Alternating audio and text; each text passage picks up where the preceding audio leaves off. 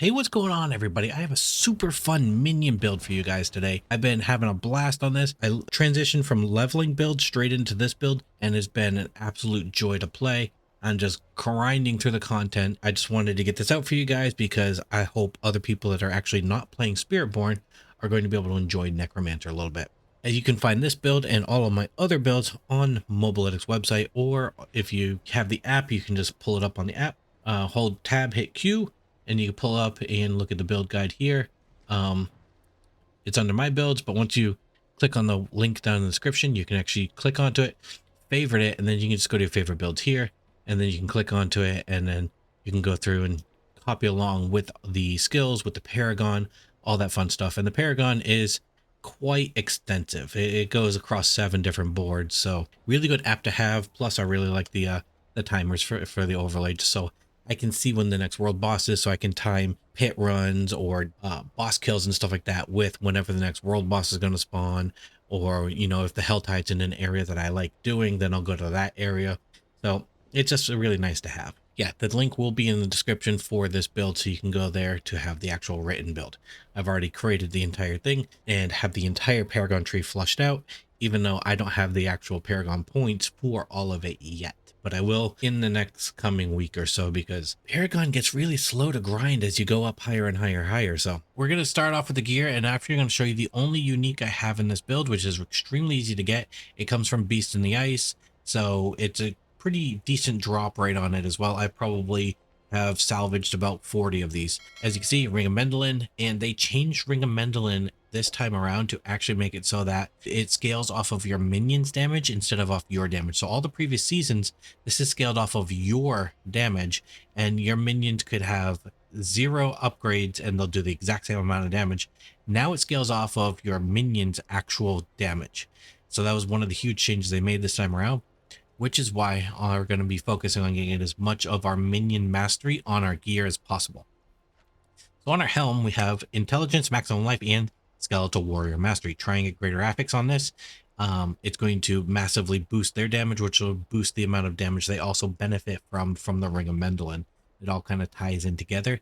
So it's going to be making it so they do a lot of really fast chip damage to bosses and elites, and they just melt them pretty quickly. We're going to temper on either Corpse Tendril Size, Curse Duration, or Curse Size. Those are the 3 whenever you see Corpse Tendril Size or Curse Size. Those will be what you're really trying to aim for. And then, of course, we need Total Armor, because armor is extremely important. Every time you go up a torment level, you're going to lose 250 armor and 25% resistances. So armor and resist cap is going to be extremely important this time around. Make sure that your armor is going to be above 1,000 at all times, because it's going to make it so you take 85% less damage. Cool. Then we're going to put the Coldbringers aspect on the helm, because it's going to help to CC the mobs, because they're going to be slowed, which means they'll take extra damage, because we have CC damage increase built into the Paragon, as well as stagger bosses extremely quickly whenever they're raining the blizzard down on the boss head. The stagger bar just fills up super fast. Onto the chest, we're going to have Intelligence, Maximum Life, and Golem Mastery. Corpse Central Size again, and Total Armor. On here, I put Hardened Bone, so you and your minions take up to 30% increased damage reduction. It's a good bit of survivability.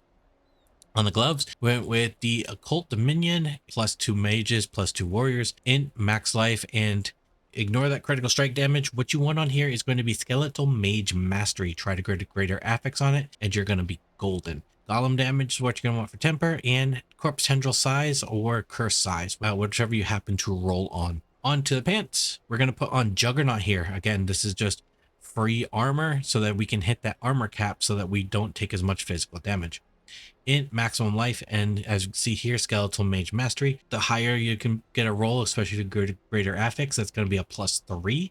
And then if you happen to masterwork it on like I did on the helmet, it'll go up to a +4 and +5, and I believe +6 if you get lucky. Onto the boots. Now we're going to have Int, Max Life again. You can see a really good repetitive pattern here is we want Int and Max Life. Now, if you do need extra armor, you can swap one of those out for armor. I would suggest the Maximum Life for the armor, because we need that Int for the resistances, because resistances are not very fun to get right now. Again, Skeletal Warrior Mastery on here. I unfortunately got Blight Size. It's not what I want, but it's what keeps giving it to me, so don't worry about that. And then of course we want movement speed because we want to be able to run around really quickly. Now for your boots, try and either get one of these ones where it gives the 100% movement speed after you evade, or 3 charges of evade.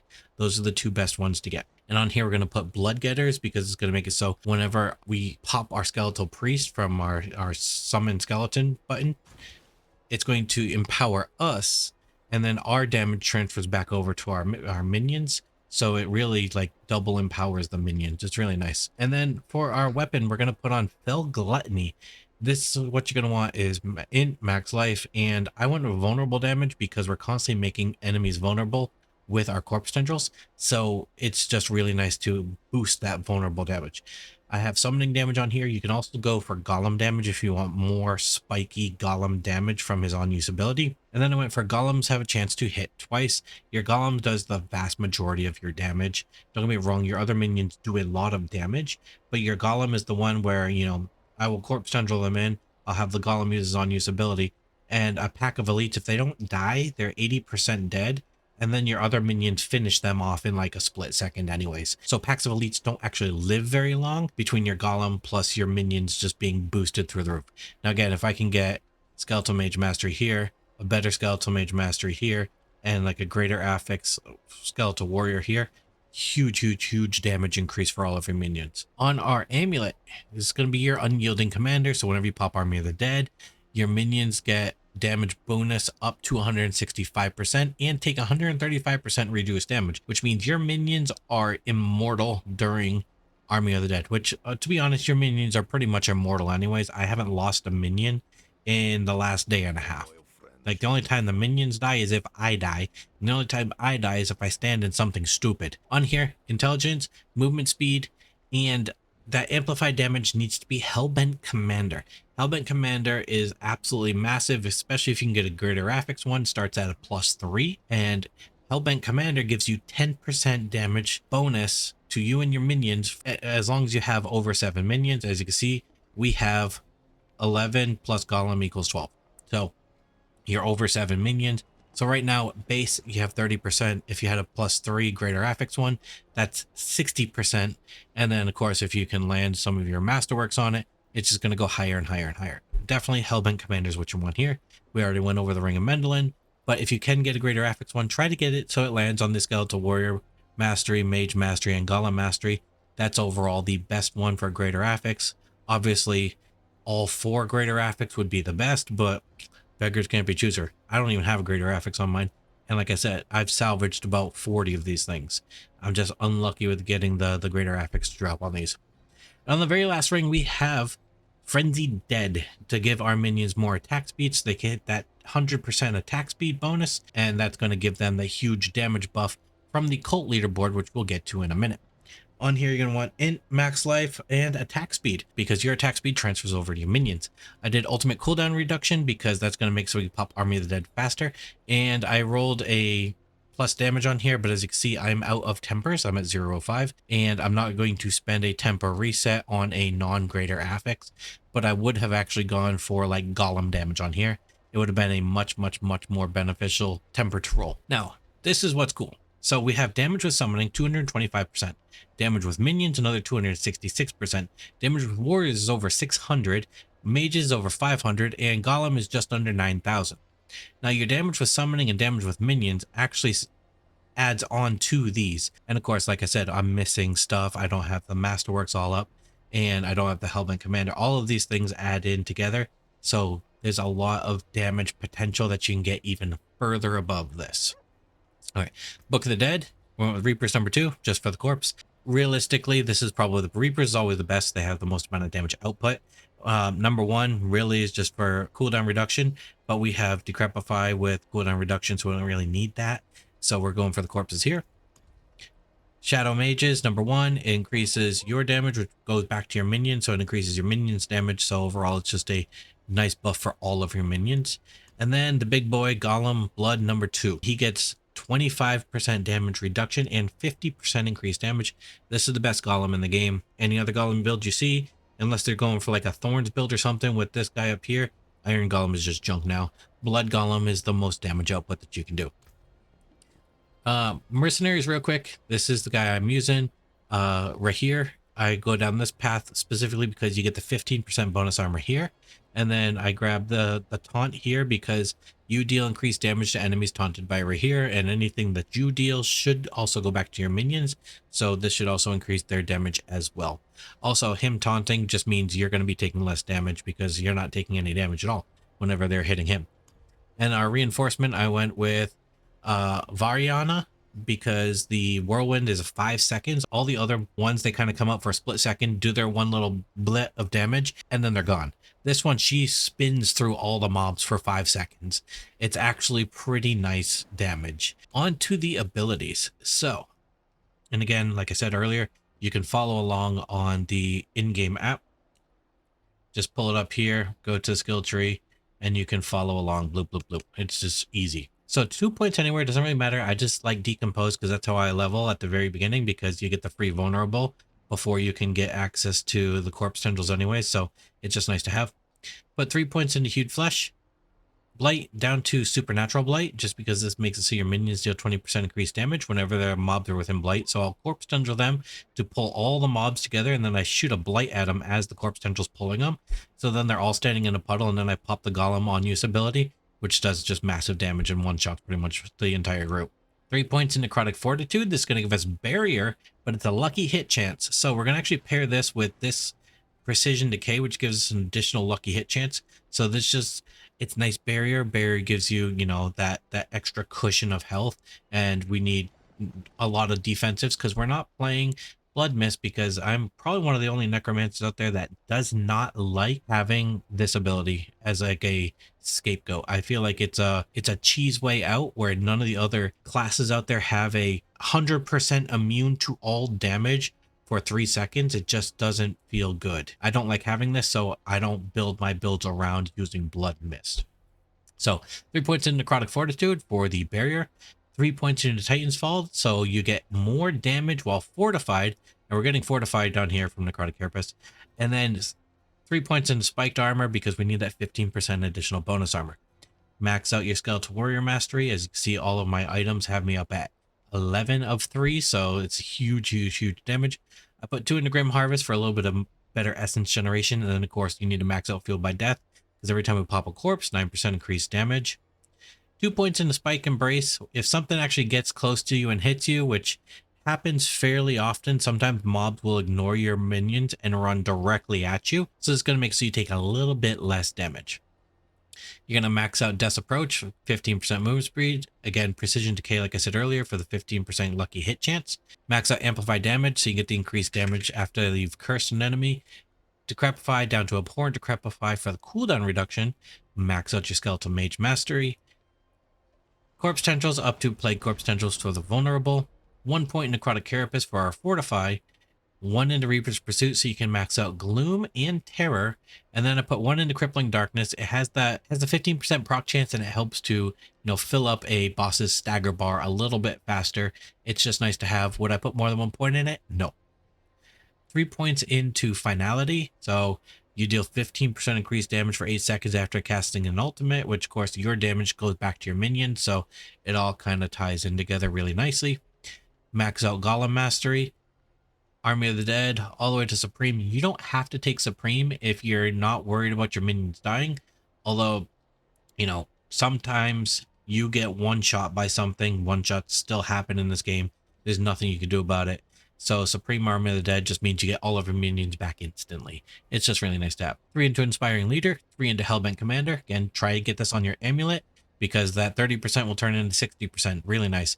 And then finally, Kalen's Edict. Now they changed this one. It used to just be attack speed, but now it's attack speed and damage. So for minion builds, this is absolutely insane. So definitely get the Kalen's Edict. Now onto the Paragon board. Now this is just what I have. And to be honest, I don't know if I should go through here or through the actual Mobilytics. Actually, you know what? Let me go through the Mobilytics one, because it'll probably be better to look at than this. All right, board number 1, Corporeal Glyph. This is going to make it so that you and your minions deal increased physical damage, and you gain 1% movement speed for each active minion. Really nice to have, because we are still the slowest class in the game. Any bit of movement speed you can get is really good to have. Make sure you come down and get the resistances and the maximum life down here. Really beneficial. Second board is going to be Cult Leader, and we're going to have the Dead Razor Glyph in here. Dead Razor Glyph buffs these nodes around, the blue and yellow nodes around. It's just really good to have. The good thing also is you only need to hit the 40 intelligence required. As you can see, I have 45 now. That is because I literally could not remove another intelligence node without breaking the build. From here, you're going to come up, you're going to grab all of these nodes in here for the minion damage and summon damage. You're going to obviously go up and grab the cult leader node itself. You're going to go over to here, you're going to grab the skeletal mage cluster over here, and you're going to grab the skeletal warrior cluster over here. You don't need to grab this armor one. They're going to be armor capped from you anyways. So on to board number 3, Hulking Monstrosities. This is your golem board. You're going to come down here, you're going to grab these golem damage nodes. You're obviously going to grab the actual board node itself for the golem damage and the golem maximum life. Coming down here, we're actually going to put in the amplify glyph because it's going to boost the yellow and blue nodes around. So you're going to make sure you grab the golem damage and the summon damage nodes around here. And then we're going to come down, we're going to grab this entire golem damage and golem attack speed cluster down here. Going to massively boost his damage. And then we're going to come over to our next board, which is going to be your frailty board. New board, and I absolutely love this board. So this board ties in with your curse, which you're going to be using Decrepify. So that's going to constantly have the enemies cursed anyways. So they're just going to take increased damage from you and your minions. In here is where we're actually going to put the golem glyph. As you can see, we got 79 willpower points out of here. So make sure you come over, grab all of the willpower nodes that you possibly can. I also grabbed some of the intelligence node because this gives damage to crowd controlled. As I remember with the skeletal mages, plus we have the corpse tendrils constantly gripping him in for crowd control. Plus we have more vulnerable damage, which is again our corpse tendril. And then you're going to work your way down to the flesh eater board. Now the flesh eater board makes so whenever you consume 5 corpses, 40% bonus damage, which transfers over to your guys. Now here's where we're going to put the warrior glyph. Warrior glyph is all dexterity, so grab all the dexterity nodes. You don't need to grab all of them. There is one down here you're not going to grab because it's not worth the amount of points for that one extra little bit. So grab the nodes that I have here. You're also going to want to make sure you get the damage to elites and damage node here, and then of course the extra damage nodes to its side.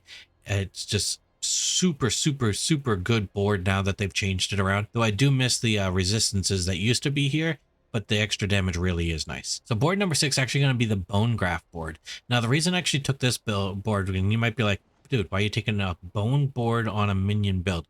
Well, the good thing is it has 105 intelligence in range for your mage glyph is what we're going to be putting in here, which is going to massively boost your mage's damage, which again massively boosts your damage output that you're going to be doing. And then we're also going to come up here and you have the erudite node here, which is resist to all plus maximum life. Plus you have resist to all and max life nodes all around. Grab every single one of them in here. These are super important. And then our 7th and final board is going to be Bloodbath. And that's just because we have a really close glyph that we can actually put in with a lot of intelligence nodes really close by. So we're going to put control in here. It's going to make it so every 5 intelligence within range gives increased damage to crowd controlled mobs. So we're able to hit 85 within range for our last couple of points that we have in here to hit all 324. This is going to be the end goal of what I'm going to be whenever I have all 324 Paragon points. Obviously, I don't think there's a single person in the entire game that's maxed. The only person that might have is Rob, and I haven't been on his stream to confirm what his actual Paragon level is, but he would probably be the only one that I would assume has reached that point. But that is the build. I hope you guys enjoy. I have been having an absolute blast playing this build. I've done boss carries for groups on this build because you absolutely shred bosses. If you want to know how to actually do the huge damage, whenever the boss spawns, pop Army of the Dead so you can get the Unyielding Commander bonus damage. You're going to, which it's going to be spawning corpses as well. You're going to Corpse Tendril to get the vulnerable, and then you're going to use a Raised Skeleton, pull up the Priest, and the Priest is going to obviously give that huge damage buff to you and your minions. You're going to Decrepify, shoot a Blight at it, and hit your Golem on use. Now, I know it seems like a lot of buttons, but it all takes about a second and a half for all of these to be done. And then you can actually use your Golem, and then the boss will pretty much be 90% dead, and then your minions will kill it off within the next couple of seconds. It's extremely fun, extremely fast, and I know a lot of people, again, are playing Spiritborn, but Necromancer is actually really strong right now, And yeah, I've been having a lot of fun. I'm probably going to end up making a Spiritborn soon, and I'm probably going to make a build guide for that for whatever I decide to play of what seems fun to me. So look out for that in the future. I'm also going to be making a few more Necromancer builds before I even touch an alt, because I've been having a lot of fun with this. Plus, I have a lot of I've done a lot of boss kills. So I've got a lot of uniques to play around with, and a lot of builds that I can play around with because of said uniques. Unfortunately, even with all those boss kills, I still haven't gotten a mythic item to drop. I do, however, have 2 resplendent sparks. I just need to get the correct runes, so I can go and craft the item that I want. So that's kind of what I'm working on now. But people are charging insane amounts. Like some of them are even like 50 to 100 million gold just for 1 rune. It seems a little exorbitant to me, so I'm just doing boss kills to try and farm them myself. So yeah, I hope you guys enjoy. Subscribe down below if you haven't already. Let me know if you enjoy this build. Like, give it a try. Let me know how it goes for you. And I hope to see you all in game, and look out for more builds to come in the near, like probably the next few days. I'll probably try something else and make a build for that, because I have, again, a lot of uniques to play around with to see what I'm actually going to like. So hope you guys have a wonderful day. Happy gaming.